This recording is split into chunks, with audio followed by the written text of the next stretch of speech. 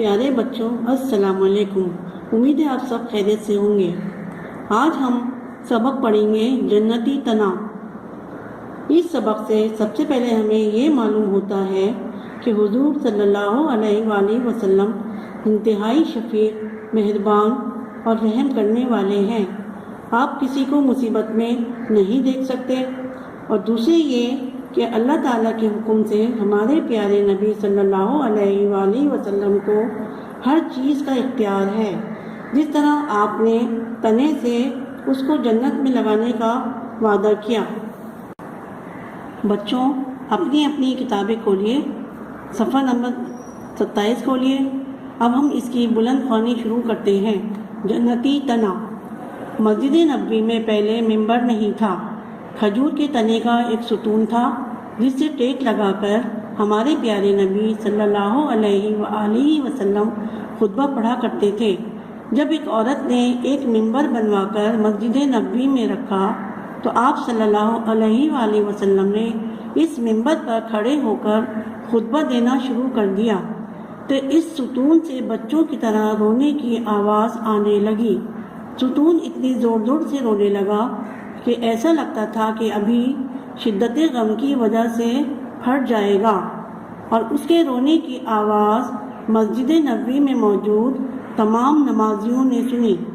ستون کے رونے کی آواز سن کر ہمارے پیارے نبی صلی اللہ علیہ وآلہ وسلم ممبر سے اتر کر آئے اور ستون پر تسکین دینے کے لیے اپنا مبارک ہاتھ رکھ دیا اور اس کو اپنے سینے سے لگا لیا تو وہ ستون اس طرح ہچکیاں لے لے کے رونے لگا جس طرح رونے والے بچے کو جب چپ کرایا جاتا ہے تو وہ ہچکیاں لے لے کے رونے لگتا ہے۔ بچوں، اب ہم اس سبق کی وضاحت کرتے ہیں کہ مسجد نبوی میں پہلے ممبر نہیں تھا۔ ممبر اسے کہتے ہیں کہ جس پر امام خطبہ دیتے ہیں۔ ممبر بننے سے پہلے حضور صلی اللہ علیہ وآلہ وسلم کھجور کے تنے سے ٹیک لگا کر خطبہ دیا کرتے تھے۔ ممبر بننے کے بعد آپ صلی اللہ علیہ وآلہ وسلم نے اس پر کھڑے ہو کر خطبہ دینا شروع کر دیا تو تنے کے ستون سے زور زور سے ہچکیاں لینے کی آوازیں آنے لگیں۔ لگا دیا جائے، اس نے فوراً حامی بھر لی۔ تو اس بات سے ہمیں یہ پتہ چلا کہ یہ دنیا کی ہر چیز آپ صلی اللہ علیہ وسلم سے محبت کرتی ہے، اور جس طرح یہ تنا آپ کی محبت اور صحبت نہ ملنے پر رونے لگا، اگر آپ اسے اپنے سینے سے نہ لگاتے تو وہ قیامت تک روتا ہی رہتا۔ دوسرا پیراگراف کی بلند خوانی شروع کرتے ہیں۔ بالآخر جب آپ نے ستون کو اپنے سینے سے چمٹا لیا تو وہ ستون سکون پا کر خاموش ہو گیا۔ پھر آپ صلی اللہ علیہ وآلہ وسلم نے اس ستون سے فرمایا کہ اے ستون، اگر تو چاہے تو میں تجھ کو پھر اسی باغ میں تیری پہلی جگہ پر پہنچا دوں تاکہ تو پہلے کی طرح ہرا بھرا درخت ہو جائے اور ہمیشہ پھلتا پھولتا رہے، اور اگر تیری خواہش ہو تو میں خدا سے دعا کرتا ہوں کہ وہ تجھ کو جنت کے باغ میں ایک درخت بنا دے تاکہ جنت میں خدا کے اولیاء تیرا پھل کھاتے رہیں۔ یہ سن کر ستون نے اتنی بلند آواز سے جواب دیا کہ آس پاس کے لوگوں نے بھی سن لیا۔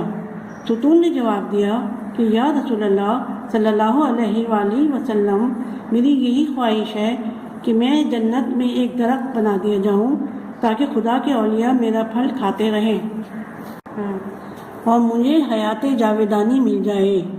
حضور صلی اللہ علیہ وآلہ وسلم نے فرمایا کہ اے ستون، میں نے تیری اس خواہش کو منظور کر لیا۔ پھر آپ نے لوگوں کو مخاطب کر کے فرمایا کہ اے لوگوں، دیکھو اس ستون نے دنیا کی زندگی کو ٹھکرا کر آخرت کی زندگی کو اختیار کر لیا، اور ارشاد فرمایا کہ یہ ستون اس لیے رو رہا تھا کہ پہلے یہ خدا کا ذکر سنتا تھا، اب جو نہ سنا تو رونے لگا، اور اس ستون کو اپنے سینے سے لگا کر ارشاد فرمایا کہ مجھے خدا کی قسم ہے کہ اگر میں اس ستون کو اپنے سینے سے نہ چمٹاتا تو یہ قیامت تک ہوتا ہی رہتا۔ پیارے بچوں، درخت کا سوکھا تنا بھی آپ صلی اللہ علیہ وآلہ وسلم کو پہچانتا ہے اور آپ صلی اللہ علیہ وآلہ وسلم کے غم میں روتا ہے۔ ہمارے پیارے نبی صلی اللہ علیہ وآلہ وسلم بہت زیادہ شفیق، مہربان اور رحم کرنے والے ہیں۔ آپ کسی کو بھی غم اور مصیبت میں نہیں دیکھ سکتے تھے، فوراً مصیبت زدہ کی مدد کرتے، یہاں تک کہ ایک درخت کے تنے کا بھی رونا نہ دیکھ سکے، اور اس پر رحم فرماتے ہوئے اسے جنت میں لگانے کا وعدہ فرما لیا۔ اس سے یہ بھی پتہ چلا ہے کہ اللہ تعالیٰ کے حکم سے ہمارے پیارے نبی صلی اللہ علیہ وآلہ وسلم کو ہر چیز کا اختیار ہے، یعنی جس کو جو چاہیں عطا فرمائیں، کیونکہ آپ صلی اللہ علیہ وآلہ وسلم کو اللہ تعالیٰ کی اجازت حاصل ہے۔ اب ہم آخری پیراگراف کی بلند خوانی کرتے ہیں۔ آپ جس چیز کو اشارہ فرماتے وہ چیز آپ کی خدمت میں حاضر ہو جاتی۔ حضرت عبداللہ بن عمر رضی اللہ تعالیٰ عنہ نے فرمایا کہ ہم لوگ پیارے نبی صلی اللہ علیہ وآلہ وسلم کے ساتھ سفر میں تھے۔ ایک اعرابی آپ کے پاس آیا، آپ نے اس کو اسلام کی دعوت دی۔ اس اعرابی نے سوال کیا کہ کیا آپ کی نبوت پر کوئی گواہ بھی ہے؟ آپ نے ارشاد فرمایا کہ ہاں، یہ درخت جو میدان کے کنارے پر ہے میری نبوت کی گواہی دے گا۔ چنانچہ آپ نے درخت کو بلایا اور وہ فوراً ہی زمین چیرتا ہوا اپنی جگہ سے چل کر بارگاہ اقدس میں حاضر ہو گیا، اور اس نے بآواز بلند 3 مرتبہ آپ کی نبوت کی گواہی دی۔ پھر آپ صلی اللہ علیہ وآلہ وسلم نے اس کو اشارہ کیا تو وہ درخت زمین میں چلتا ہوا اپنی جگہ پر چلا گیا۔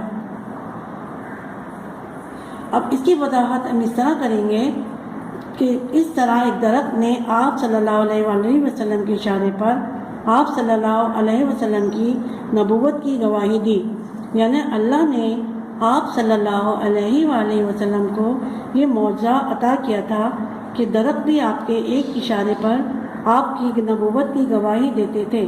پیارے بچوں، ہمیں بھی اللہ اور اس کے رسول صلی اللہ علیہ وآلہ وسلم سے اسی طرح بے انتہا محبت رکھنی چاہیے، اور جن باتوں کا آپ نے حکم دیا ہے ان پر عمل کرنا چاہیے، اور جن باتوں سے بچنے کا کہا ہے ان سے ہم کو بچنا چاہیے۔ آج ہم اس سبق کی تحریری کام کریں گے۔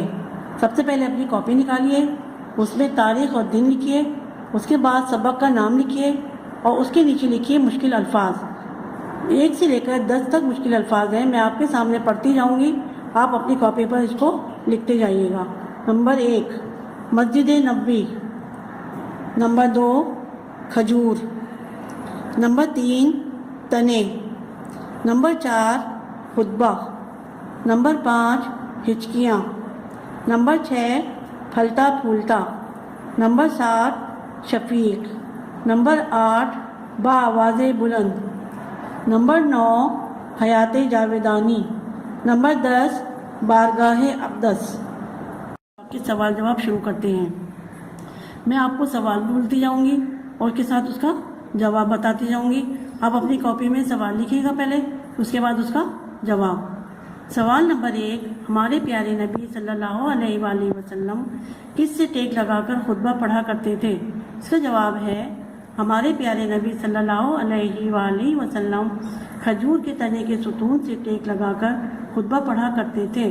سوال نمبر 2، درخت کا تنا کیوں رونے لگا؟ اس کا جواب ہے درخت کا تنا اس لیے رونے لگا کیونکہ آپ صلی اللہ علیہ وآلہ وسلم نے منبر پر کھڑے ہو کر خطبہ دینا شروع کر دیا۔ سوال نمبر 3، درخت کا تنا کس طرح خاموش ہوا؟ اس کا جواب ہے آپ صلی اللہ علیہ وآلہ وسلم نے درخت کے تنے کو اپنے سینے سے چمٹا لیا تو وہ سکون پا کر خاموش ہو گیا۔ سوال نمبر 4، آپ صلی اللہ علیہ وسلم نے تنے سے کیا پوچھا؟ اس کا جواب ہے آپ صلی اللہ علیہ وسلم نے تنے سے پوچھا کہ کیا تجھے تیری پہلی جگہ پر لگا دوں یا جنت کے باغ میں سے ایک درخت بنا دوں؟ سوال نمبر 5، درخت کے تنے نے کہاں لگایا جانا پسند کیا؟ اس کا جواب ہے درخت کے تنے نے جنت میں لگایا جانا پسند کیا۔ سوال نمبر 6، اس سبق سے ہمیں کیا پتہ چلتا ہے؟ جواب ہے اس کا اس سبق سے ہمیں یہ پتہ چلتا ہے کہ ہمارے پیارے نبی صلی اللہ علیہ وآلہ وسلم بہت زیادہ شفیق، مہربان اور رحم کرنے والے ہیں، اور اللہ تعالیٰ کے حکم سے ہمارے پیارے نبی صلی اللہ علیہ وآلہ وسلم کو ہر چیز کا اختیار ہے۔ آخری سوال ہے اس کا، سوال نمبر 7، اعرابی کے کہنے پر حضرت محمد صلی اللہ علیہ وآلہ وسلم کی نبوت کی گواہی کس نے اور کس طرح دی؟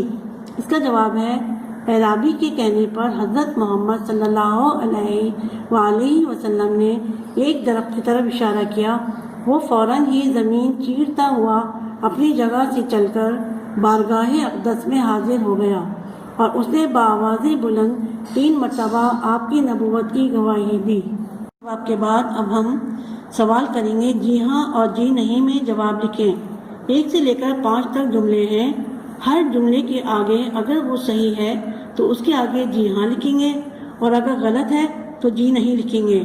نمبر 1 ہے، مسجد نبوی میں پہلے گنبد نہیں تھا۔ اگر اس کا جواب جی ہاں میں ہے تو جی ہاں لکھیے اور اگر جی نہیں ہے تو جی نہیں میں لکھیے۔ نمبر 2، ناریل کا تنا ایک ستون تھا۔ نمبر 3، تنے کے رونے کی آواز تمام نمازیوں نے سنی۔ نمبر 4، درخت کا سوکھا تنا بھی آپ صلی اللہ علیہ وآلہ وسلم کو پہچانتا تھا۔ نمبر 5، درخت نے بآواز بلند 5 مرتبہ آپ کی نبوت کی گواہی دی۔ ہم سوال کریں گے، ہم معنی الفاظ کے جوڑ ملائیں۔ اس پہلی لائن میں 5 الفاظ لکھے ہوئے ہیں، ان کے سامنے 5 الفاظ لکھے ہوئے ہیں۔ ایک دوسری لائن میں بھی 5 ہیں اور اس کے سامنے 5 الفاظ ہیں۔ جو لفظ جس سے مل رہا ہوگا ہم اس کو اسکیل کی مدد سے پینسل سے لائن کریں گے۔ اب میں آپ کو لفظ پڑھ کے بتاتی ہوں۔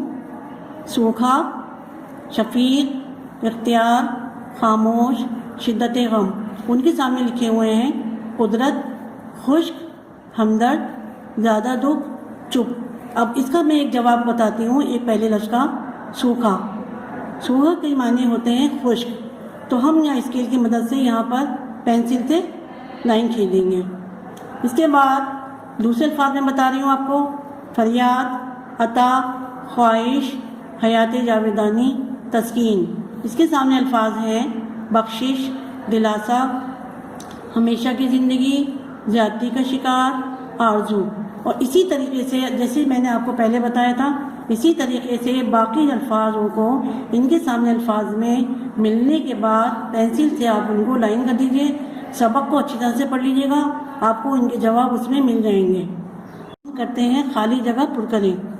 اس میں بھی 1 سے لے کر 6 تک جملے ہیں۔ اس میں جو خالی جگہ ہے اس کو سبق کو پڑھ کے اچھی طرح سے اس کا جواب لکھ دیجئے گا۔ ایک جواب میں آپ کو بتا دوں گی، باقی جواب آپ خود سے لکھیے گا۔ نمبر 1، ہمارے پیارے نبی صلی اللہ علیہ وسلم کے لیے خالی جگہ بنایا گیا۔ اب اس خالی جگہ میں کیا آئے گا؟ آپ نے سبق بھی پڑھا تھا، یہاں پر آئے گا ممبر۔ نمبر 2، درخت کے تنے میں سے خالی جگہ کی طرح رونے کی آواز آنے لگی۔